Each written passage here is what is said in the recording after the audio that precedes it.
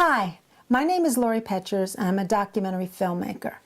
I started the Midlife Project when I was turning 50 years old. I was uncertain as how to navigate my own midlife transition, and I thought the best way to do it would be to speak with other women and see how are they doing it.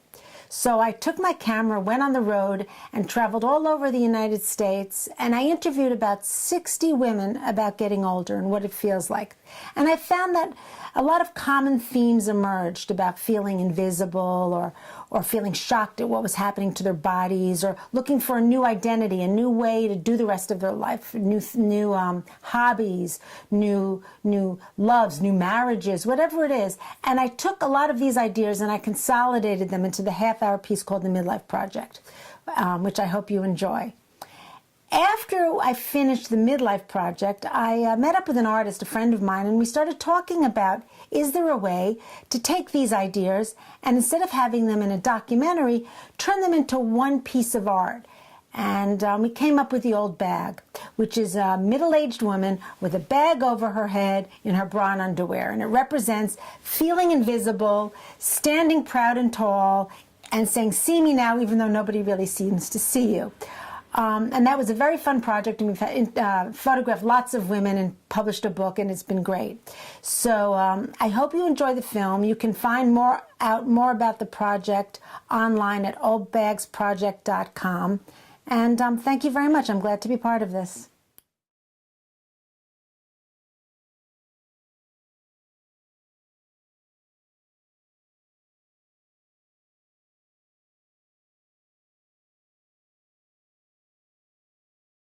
Well, one of the things that happens is that as soon as you're not fertile, how men look at you completely changes. It's like you become invisible.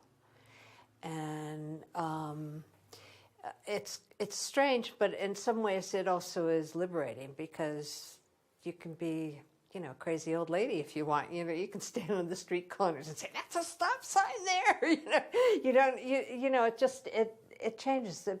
You're like, they don't notice you. I think you become invisible on some level. And I think it's you know, it's something that's hardwired into humans, you know, that once you're not fertile, you somehow don't exist.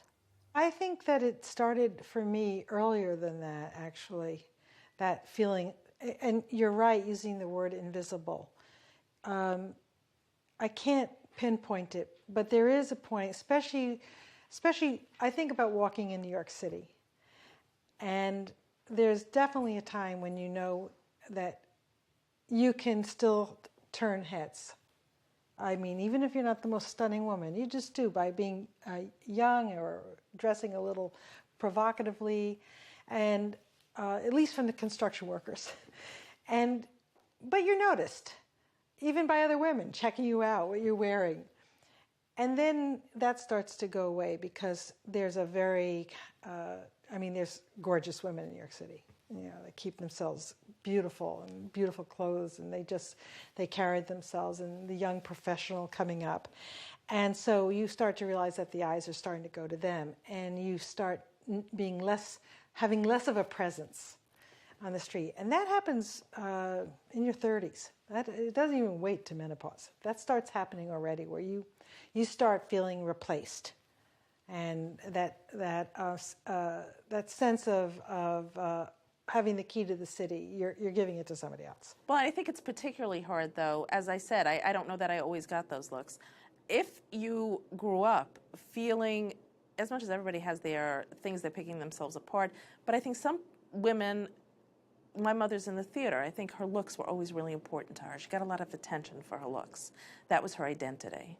That was never my identity. I never felt that about myself. I never, you know, for me, my greatest fear is losing my brain. My whole identity was my brain. So as much as I am concerned about the looks and all of that, it's not like, I never felt like I walked down the street and eyes turned, and that was very important to me. I was shy, I wore glasses. It wasn't my identity. Much easier, I think, to grow older with that than being, you know, like my mother, or, you know, or many women who maybe got a lot of attention for their looks. I never did. it was like I had never been the pretty one. So I didn't have that whole thing. Yet I love looking good. I love feeling good. But when you have that thing, you are the pretty one. It's a real hard thing. I heard this woman on, it's harder for women who've been in that space. But I think, like you're saying, it's harder for all women who've lived by our youth. And our youth is our only thing. Because it does go away. And believe me, honey, this came very fast. 61, it's like, this time it is? Really? But I think what interests me more is the whole perception, group perception of what everybody thinks is young. We're in this area, and every time you see somebody, they've had work done. So your perception that that's the way things are supposed to look. As a group, people are pretty short-sighted and short-minded. They don't remember. That people didn't always look like this. And so I think if you could not fall into that and kind of go your own path is really good. I don't know if I can do it. I have no idea. I had a client that brought something. She wants to get a neck lift, and she brought a DVD of it. We were screaming. You know what I mean? We were like, oh, my God, they look. So I said, would I do it? I don't have $5,000. I don't have it, which is good. I have never been one that has been easy in extreme social situations, like when you would walk into a bar when you were in college, right? And there'd be all these guys, and they'd turn around and look at you. And I always knew I was invisible because I didn't have the right hair. I wasn't blonde, and I didn't have straight hair, and, I wasn't fashionable. And so I think I got over that really young because I realized that I was not what media made out to be gorgeous. You look at yourself in your mirror, sometimes you go, oh my God, whose face is that? Where did these come from? They're doing this. There's a dancer that I know who, when she turned 50, she's like, I've never been able to do this before. And, we're all vain. And I don't think there's anything wrong with that. I really don't. I won't take my vainness so far as to get Botox or anything like that, because I think that's absolutely ridiculous. In terms of the Botox and that's an issue I've struggled with. How much am I going to do? How much am I not going to do? What am I comfortable with? What am I not comfortable with? So I've really struggled with having a tummy tuck. Now, a lot of people would look at me and say, you don't need one. But what's my self-image? What am I comfortable with? You know what I'm saying? I would love to have a tummy tuck. And then I go and I get some information about the type of surgery. It's major surgery, about what the recovery is, what's involved. And I'm weighing risk-reward, risk-reward. I am not doing a tummy tuck. I'm just going to have to live with what I have. It's going to have to be good enough, okay? Yet on the other hand, yeah, I was just thinking this morning, I'm going to call a little Botox, little Juvederm. I'm going. I'm my mother's vain daughter, and in fact, I'm talking about it now. Paul thinks I've completely lost my mind, but I would. I think I would. I don't know if it came right down to it. I wouldn't be too afraid to do it, but more because I feel younger than I am, and I don't want to have. I don't like to look in the mirror and say, "Oh my God, you look terrible," but feel like a young person. I would like to have how I look and how I feel be a little bit more balanced when I get to that point, but I'm starting to feel like it's not in balance because I don't feel 50. I feel 35. And so, I don't know, I wake up and the mornings I don't look good, and I just feel like I look older than I should look because I don't feel old. That's true, because I don't know what that is. I don't know if you feel that, but I still feel like I'm like only 30 or, I think I look at someone and go, wow, they're older. And then I go, oh, I'm probably older than they are. So that reality still has a hard time setting in with me, that I really am older and probably look a lot older than I feel. So, yeah, that hurts when the guys don't look at you as much as they used to, and definitely doesn't feel as good. And I've always been with men who are younger. So the thought that I go places and, you know, the guy that passed me doesn't even look twice anymore. It's disconcerting. It's also the reality, but I am the same as far as I really look men over, and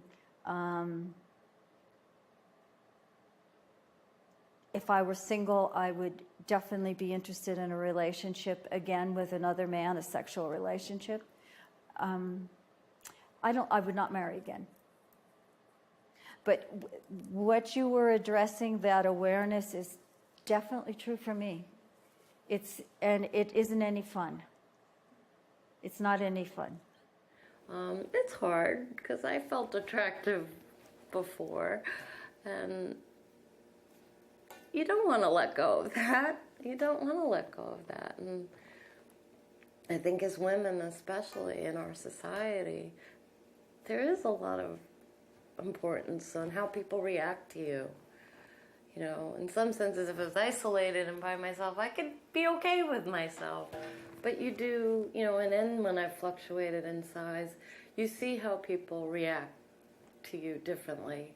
And it's probably similar when your hair, you know, I don't dye my hair. There is a little gray starting. And at first, you know, I had the idea, well, I'm going to embrace it, and I want a shock of white like a skunk, and I'm going to embrace that. And now, you know, then I found myself pulling them out. You know, like, oh, there's a lot more there than I wanted to. And then I even put sun in to try to, well, maybe I'll just go blonder in that area. So I wasn't embracing it the way I thought I would. Yeah, that's an interesting, the going gray thing. Yeah, I started going gray when I was like 28. I had no desire to go there, and I still don't have any desire to go there. I really admire the women who can just say, yeah, I'm going to do that. I'm just going to let it go. But I think you have to be really evolved to sort of let that happen. Excuse me. I know I've never been beautiful. And for me, beauty is not a prime thing in life anyway. I am what I am. And I know that if I do attract somebody, it's not going to be at the first sight. I need to talk, and maybe by talking. So I've never been spoiled in that respect, you see. And I realize that people stand up to give their seat to me in the metro and that kind of thing. But you see, I don't have the French word for it is décalage. I don't have a time lapse between what I feel in my head and what I am actually. You hear people who say, "Oh, I still feel I'm 15 or 16." I'm 53 in my head. I'm 53 in my body. I have probably 58 or 59-year-old wrinkles around my eyes. No, but I mean I don't care, frankly. I don't care. So sometimes, I'll tell you, I have my moments where I wake up in the morning, and I guess we all do at this age. You have a bad day, you look in the mirror, and it's like, oh my God. So I kind of like do this routine where it's like, mirror, mirror, mirror, mirror on the wall, who's the fairest of them all? And it's like in the back of my head, I hear this little voice saying, it's not you anymore, sorry. So it's like, I've started to really think about, you know, that archetype, or that archetypal story about Snow White and her evil stepmother. And it's like at this age, you know, being over the age of 50, I'm very conscious of having crossed that line where, okay, I was Snow White when I was a girl. Now, as a woman of a certain age, I am moving in the direction of becoming either the evil stepmother who hates the young and beautiful and nubile girls that she sees coming towards her, or becoming, you know, the flip side of the evil stepmother, which is the wise crone the wise woman who knows how to conjure healing energy and who understands the wisdom of going through each stage of life. I mean, like, each stage of life offers a different perspective on life. This stage of life offers women special challenges. There's a role for certain age. You become a wife at certain age. You become a mother of a young child at certain age. And the way you dress yourself should change accordingly in a way. And the ways you speak should change accordingly, because there are so many subtle ways of showing respect in the language of Japanese. When you get older, or when if you are a man or a woman, they speak in a different way. So the 20 years old girl, well, to some extent it's same in English, but 20 years young girls speak in a different way from 50 years grown-up woman, right? But the subtlety is more, I guess, clearly categorized in Japan. So you have to learn to behave like 40 when you become 40. When I was going to turn 40 is when I went through a big traumatic experience. I was like, oh, I'm going to be 40. Well, when I turned 40, I was on a diet, lost a lot of weight, dyed my hair blonde, had my ears pierced, and 40 to, say, 42 were the best years of my life. They were absolutely the best years of my life. When I turned 50, didn't bother me too much. That was okay. When I turned 60, that again bothered me, because now, like, I'm a senior. 60. I'm going to be 63 in April. And mentally, I'm still 40, 39, 40. I don't want to get old. I'm a Toys R Us kid. That's what I always say. But you're reminded in different ways. Your body starts telling you, oh, you're not 39 or 40. And then every summer it happens. I put on the pair of shorts. Now I pretty much have been the same size my whole life, with the exception of some pockets here and there. And I go to put on the shorts and I look, I'm like, whose legs are these? These don't belong to Stephanie Coleman. Where the hell did they come from? Where did they come from? The flat stomach, but flabby stomach, okay? I mean, it just is unbelievable. It's unbelievable. And I look back and I'm like, I have no idea. I was always self-conscious about my body. It wasn't right, it wasn't this, it wasn't that.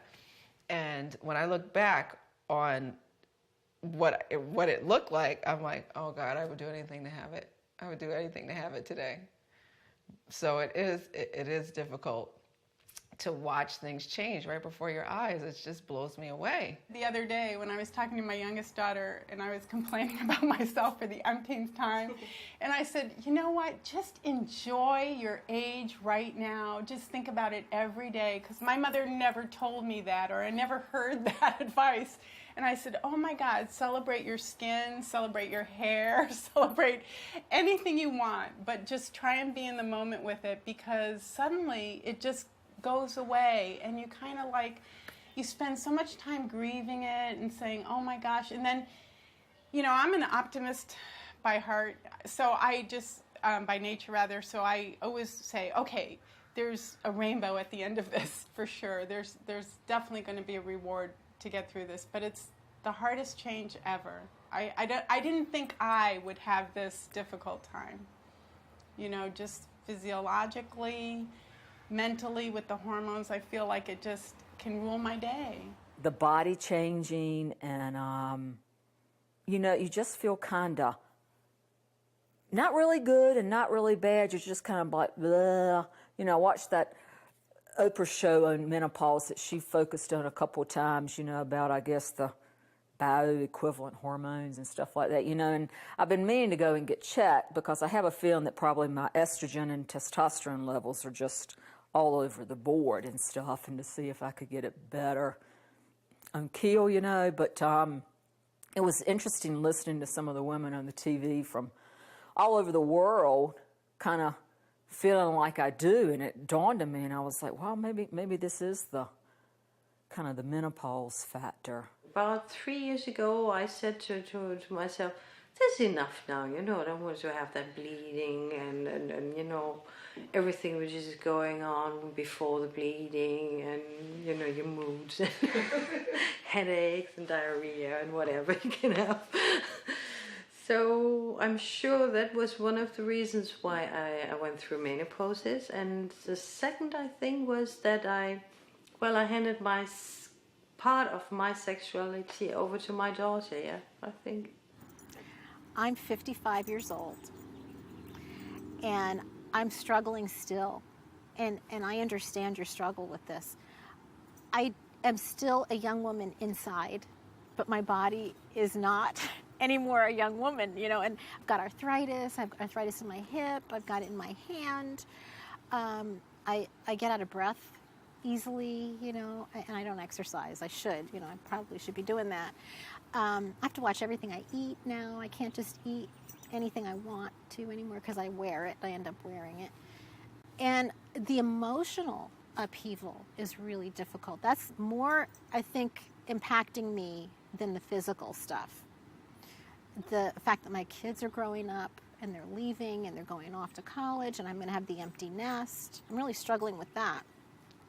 And people say, friends say, "Oh, now you could, you know, finish that book you started, and you can do traveling and do all the things that you want to do."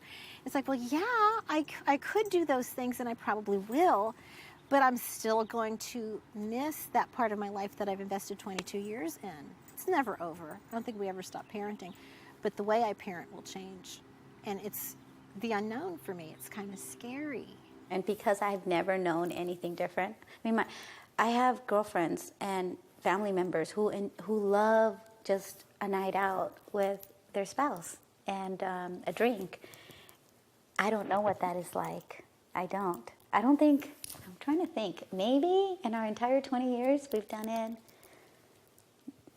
5 times maybe. So because we don't do that, I don't miss it. And I'd rather be with the kids, all 4 of us together having a great dinner. And my husband feels the same way because we've never had it any different. So my biggest fear is my husband and I are still gonna, you know, continue loving each other and, I mean, wanting to be with each other once they're gone, or is it gonna be different? Are we all gonna fall apart? It's not the necessarily taking care of them. It's just the relationship part where I guided them much more, and they listened to me. I think as they get more adult, they try and make their own decisions, and you can tell them what you think, but you have to do it in a gentle way because you can't inflict your opinion on them, and also they don't want to really hear everything you have to say. You have to be willing to let them make their own mistakes, which is just so hard. I'm a little bit of a control freak, and I find it very hard to let go and not be the mommy all the time. I'm not like a real planner, and I didn't really think ahead. But if you were to ask me, I think I had just more of an idea that it would feel more like a unit still, and it doesn't. That's all. And I'm not sure if it's just because my husband's gone, which doesn't help, but or they just kids want their independence, and you need to let them go. And I mean, I feel like I'm like you in that way of I don't think I'm supposed to parent them anymore, and my adult children. I don't think that I'm supposed to do that, and I don't want to do that. I don't want to do it. And I feel like a lot of times I want to start doing things because I want to do them, not because I feel like I'm supposed to do them anymore. So that's a new phase. That's very new for me. Which, interestingly enough, was when I was starting to go through the change, the physical change. I started at 37, and it was I was finished by 40, by the time I was 40. So that plays, that's sort of, I just connected that was also what was going on, going into the change. So I also didn't want to be closeted anymore. I was tired of leading a double life. and I wanted to be out in the worst way. And when I finally did that, there was such a tremendous gush of relief.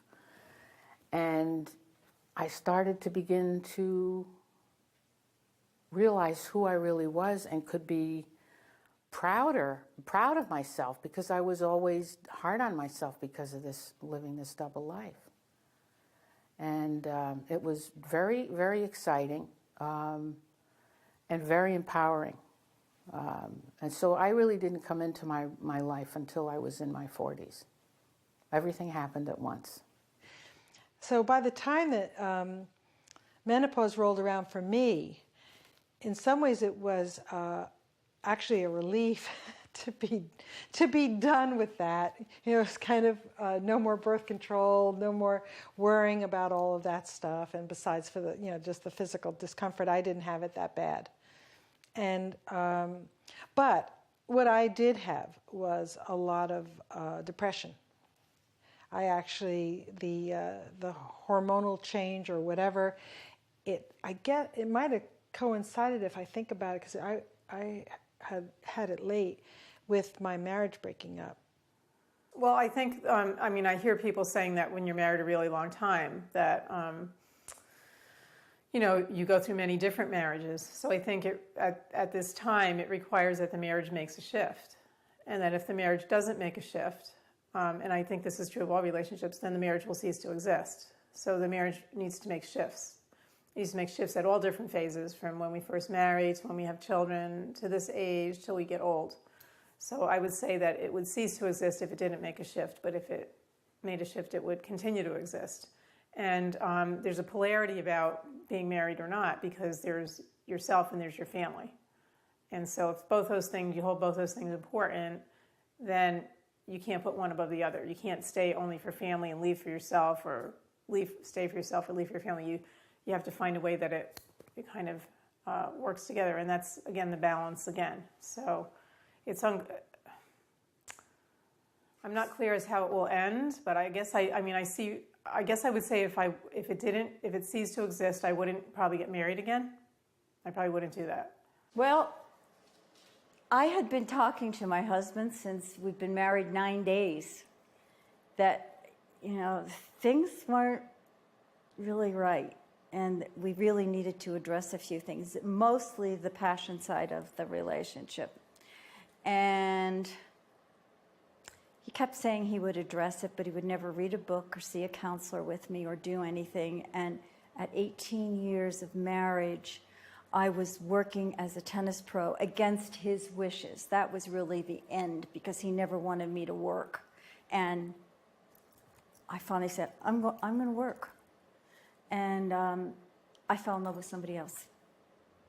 I was very available to fall in love. In fact, it was the man who then became my tennis partner. And we lived together for 2.5 years, and it was just so much love and passion. But that's why I left, and I left my 2 teenagers. So that was a big deal, but at the time I was so close to dying in the relationship that I didn't see how significant it would be for my children. I just had to get out. And I find the most fascinating part of getting divorced are men and women wanting to know whose decision it was to get divorced.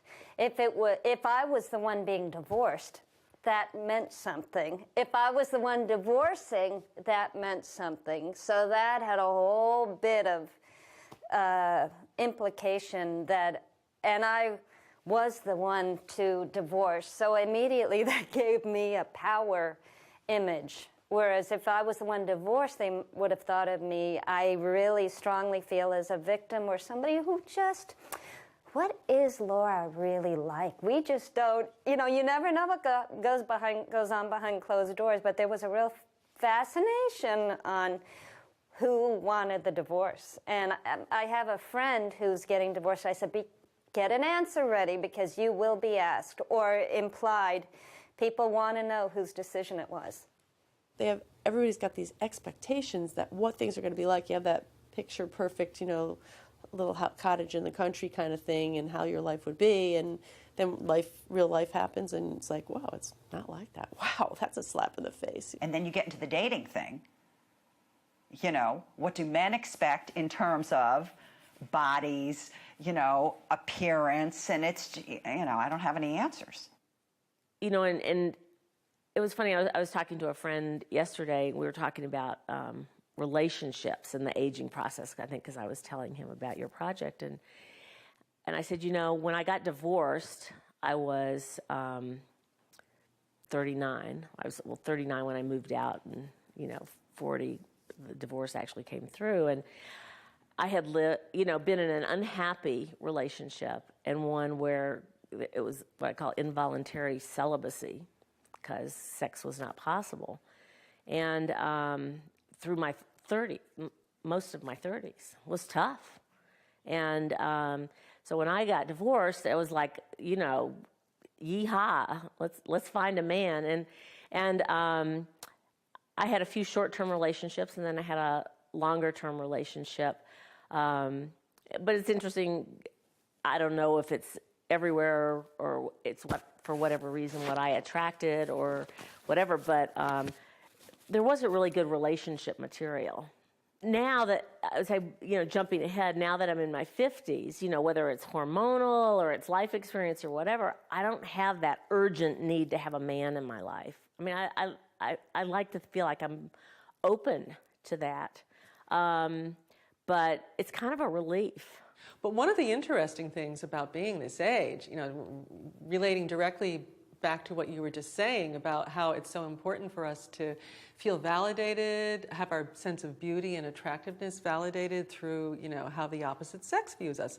Well, at this age, do you know that I have often been approached by women, heterosexual women of my own age, okay, who will come over to me and give me, it could be at an opening, a party, I could be out at Stop and Shop, grocery shopping.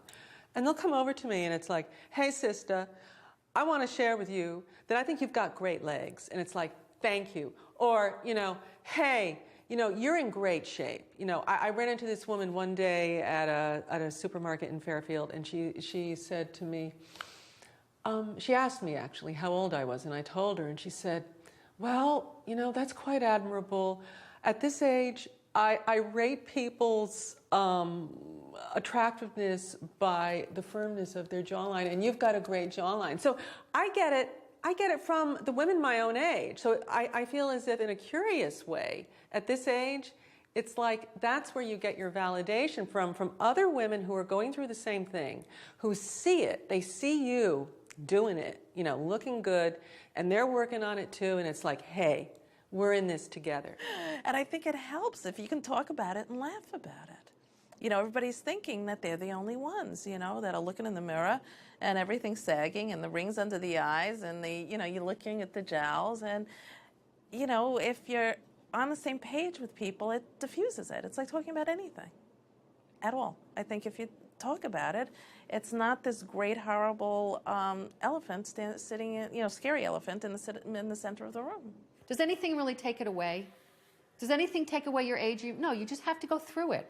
There are certain things, it's like I tell the kids, you know, you got to, like, butch up. Like, you just have to go through it and find your way through it. It will be about how do you feel about yourself, your own integrity, and basically, bottom line is your own spirituality. That's what you're radiating out. How do I feel about who I am and the journey that I've been on?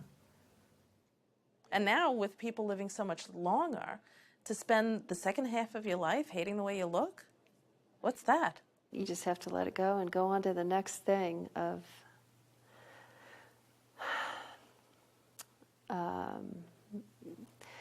feeling more content with yourself.